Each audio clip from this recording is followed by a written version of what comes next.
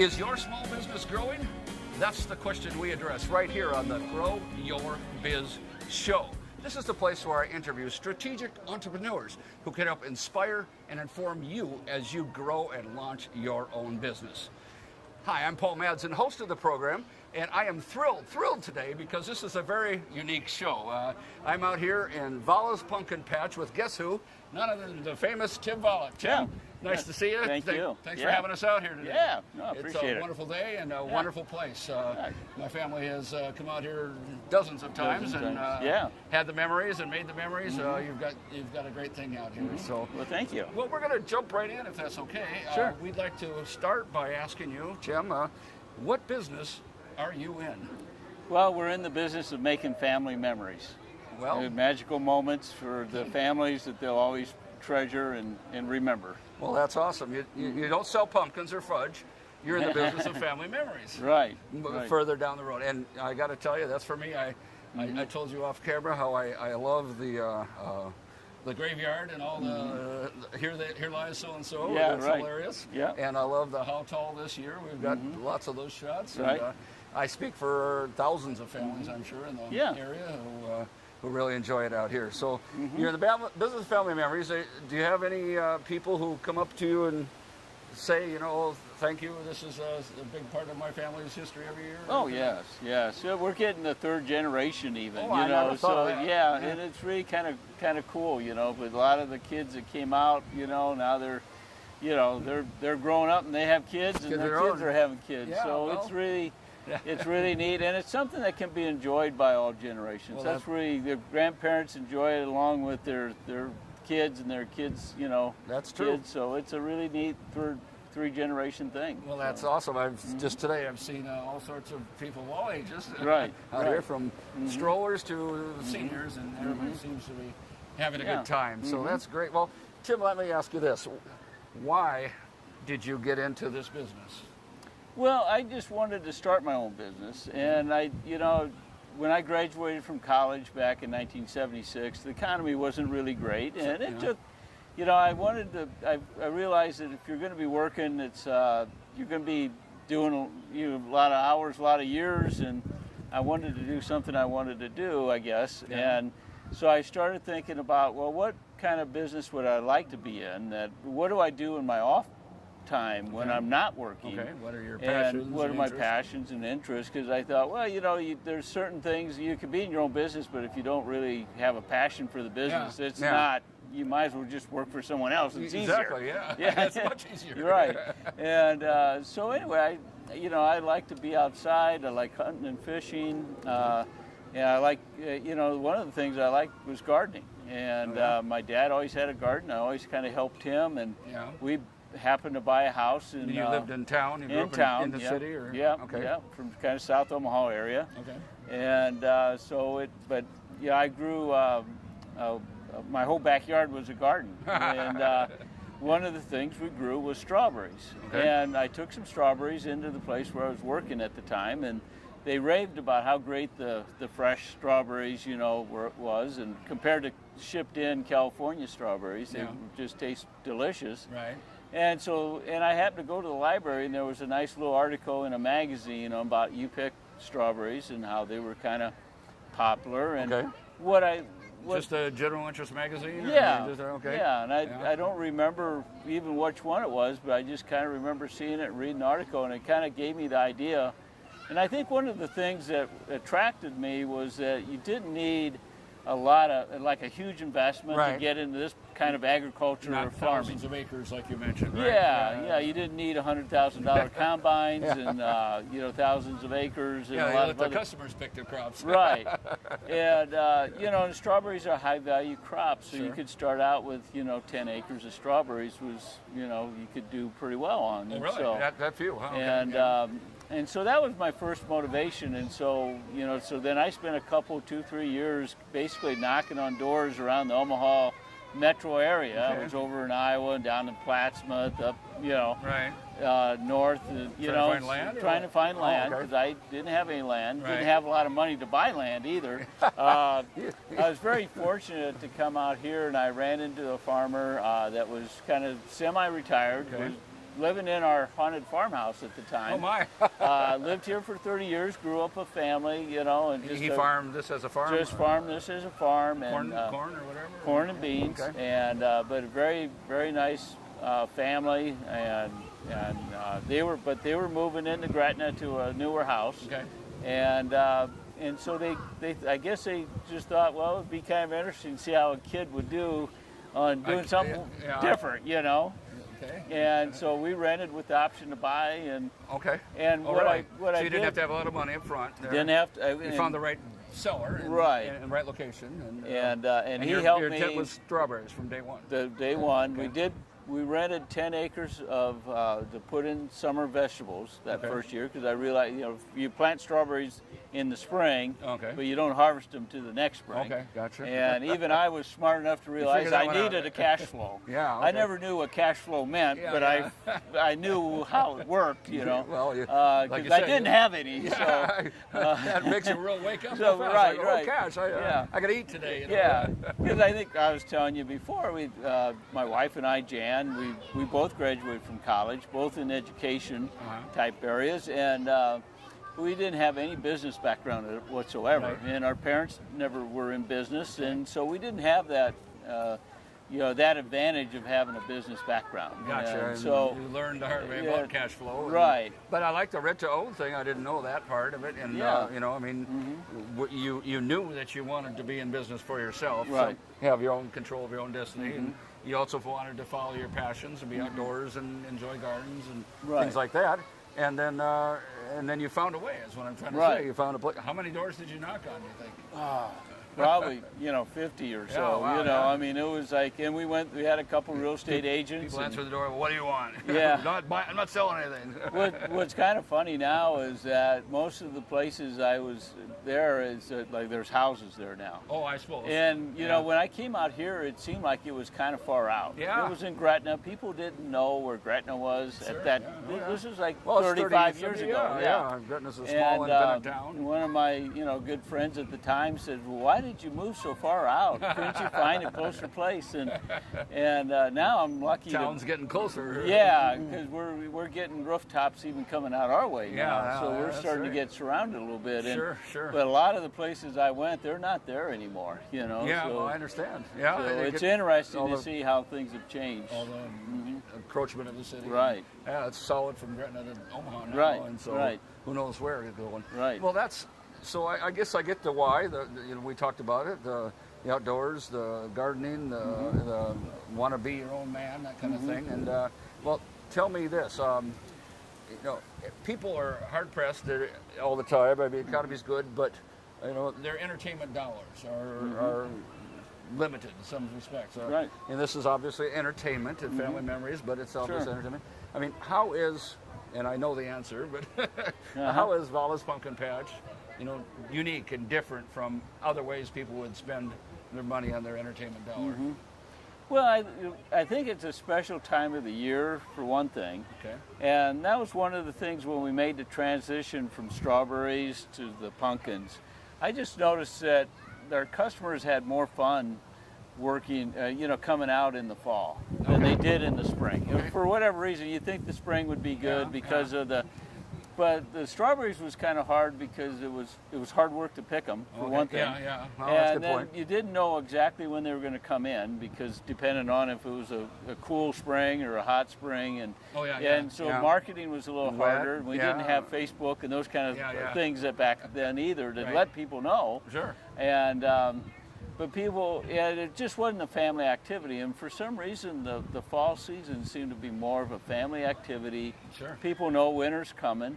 And it's one last time to get out, and it's just there. And then there's all the additional stuff you kind of did with it. It just made it like a real fun, unique. I mean, what is that, the transition to pumpkins? I mean, just the weather and the spring and the time of year. Yeah, we How listened did you to make our that decision customers. about your customers? Because when we, like you said, the customers for strawberries would complain a lot because their back hurt, and it was work, and it was like and we just didn't have that festival feel to it, Whereas, and it was like you couldn't set a certain date and say, okay, come, May 15th or May 31st or whatever. It was like you were, you know, like you said, depending on the year, it changed. October is pumpkin time, you know, in September, October. Well, you got the end date there, the Halloween, right? Right, yeah. And so it was just easier that way. But our customers that came out in the fall, and when I got started, I had no idea I was going to do the fall thing. You know, I mean, strawberries was our main focus. Sure. Like I said, we had 10 acres of vegetables. And how many years did you do the strawberry thing only? Well, we did it about 5 or 6 years. Oh, really? Wow. And then we kind of got out of it. Well, and your customer said back hurts. Plus, you were kind of thinking, let's have a date and a holiday, a focus, and a theme, and maybe and all that. Right. Is that all out of your head, or did you talk this out with your wife? Or yeah, well, it was kind of a gradual transition. All about the inspiration. You know? Yeah, it just seemed like the fall thing was growing, and where strawberries wasn't. You know, I mean, it was okay, but it was like, you know, it didn't have the same feel to it, and so it was more. Like you said, it was one of those things like you can't really sit down and try to map out everything. No. You have to just jump in and do it sometimes. Well, you're the classic example of the often quoted Martin Luther King quote about, you know, to go up the staircase, you take that first step. You don't know what's up at the top, but you take that first step. You took several first steps. At what point did Tim was it just pumpkin picking at first, or did you always have this big haunted houses and Halloween theme? The first thing we did was to, we kind of got in it a little. The first year we had pumpkins, I had about a pickup load. And they were all small pumpkins. So that's, I didn't know anything about what I was doing. I didn't have any farm background. And so I sold those off the back of my pickup truck in Papillion, in downtown Papillion. That you grew out here? Out here. And then the second year, which would have been 1985, we made a mistake and we planted too many pumpkins. Really? Wow. And I'm like, man, I can't sell all these out of the back of my pickup truck. What am I going to do? So I just decided, I said, well, people came out and picked strawberries out here in the spring, spring. And I said, well, maybe we could get customers out here to pick pumpkins too. I really didn't know for sure. So I put an ad in the paper, and to get people out here, I put free hayrack rides. And the only problem was I didn't even have a hayrack. So after I put that, you are living on the edge. I know. Then I had to go buy a hayrack really fast, and but that was the big draw. So that was the first, and that all goes together. You know, right, and so we actually just the hayrack was just parked right out here, right behind us. And then the harvest barn that we're sitting next to is where I had a scale and stuff. So I would I was the only one really working, and so I would take the people out and wait for them to pick a pumpkin. And then I'd bring them back and park the hayrack and jump off the tractor, come in and weigh pumpkins. And Did you charge admission at that point? We didn't, no. We went about 8 or 9, 10 years before we charged admission. Is that right? That's amazing. And we always had the free hayrack rides. And that was the draw. So you hope people buy a lot of pumpkins. Right. And we were just open on weekends. Yeah, just Saturday and Sunday. Wow. We had some school groups started asking about maybe wanting to come out and stuff, and then I hired a lady to help me do some school groups at the time, and but anyway, we got started real small. We had our parking was just right around here. If we had 9 or 10 cars in the parking lot, we had a traffic problem. So a little different than now. What do you have about 40 acres? 30 or 40 acres of parking. Yes. And some weekends it gets full up, right? Right. Do you run out of parking sometimes? Or? No, we got enough. You've got a bunch. Yeah, we've been fortunate. We got some land even across the street that we got. Yeah. Well, you've told us about the early days. Tell us about growing pains. I mean, you got the theme going. Well, all right, what point I want to know first, did you start putting in the dancing skeletons and the haunted house and things like that? It was gradual over the years. We tried to always, when we have a lot of, like you said, a lot of positive feedback from the customers and how much fun they were having, how they liked it and stuff. And it was very simple. And so we just started adding decorations, and my mom was an artist, so she did a lot of the wood cutout type stuff, and then I had a guy that kind of was working for us part time, and he liked the animation type stuff, so he started making, and then there was another guy that was a commercial artist for UNO that kind of started helping us out doing stuff. So it was just kind of a but it was a gradual. We kind of financed as we went. We didn't. I didn't even try to borrow money at the beginning because you're going into a bank and saying, okay, I have no business experience. I don't know anything about growing. You want to do what? Yeah. A pumpkin patch? What are you, nuts? Yeah, and so... We grow corn and beans out here, right. man. What are you thinking? And so I went quite a few years without even going into the bank. Yeah. But at one point then when we, down the road, we started getting an operational loan, and I started really like a really small loan and paid it off. Sure. Well, you learned about the cash flow. Yeah, we learned about the cash flow. And how many employees, or when did you start bringing on employees? I know you have a family of 5 that works diligently, long hours and hard. Right. But when did you start bringing in employees? Well, it was like that. It was like the second or third, even fourth year. Oh, really? We started adding when we started Part-time having people, school kids. I had a lady that helped me do that during the week and stuff, and we, but it was. My parents worked a lot and helped out, and I had my brother and some other family members too. Family enterprise. Yeah, Got everybody involved. Yeah, and Jan's parents helped and stuff when they could. They were living out of town at the time, but they helped out when they could. And so we relied on family, and we had a little bit of a staff, but.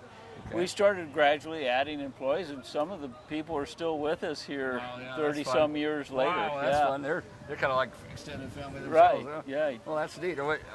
When did you start, at what moment did you say, we have 100 part-time employees now, we're a real business? Business, right. When did that hit you? I never did. It wasn't like any one moment, like you said, because everything was always so gradual. We self-financed and always kind of liked, reinvested in the business and every year improved it. And, but it wasn't like, we went and borrowed $1 million and we changed overnight. It was more of a gradual uphill, Yeah, well, I can see that. I mean, and I don't remember when things were cut, but we came every year, of course. And, each year like, oh, wow, look at that. And I mean, when, for instance, did you put in the train for that? I mean, that's a huge capital expense. Yeah, and that was our first exception of the self-finance as we go. I borrowed money special for the train. That's very expensive. And but it's cool. In a couple, we paid it off early. We got we got a 5-year loan or something, paid it off in 2 or 3, and then since then the egg scramble area we've kind of added. We borrowed money for that, a little bit special too, but we big tried jumpers and all that. That's got to be. I mean, people. If anybody says, "Oh, it's expensive to go there," well, you can stay all day long and never run out of attractions. I mean, where else can you go and see pig races, right? Not too many places I know. Right. Maybe a county fair. I don't know. Right. And we think we're very good value for the money. Oh, absolutely. And that's why we're pretty successful, because if we weren't, people wouldn't be coming back. I think people still get that family feel, and it's all about, like you said right away, and we started making those family memories and so on.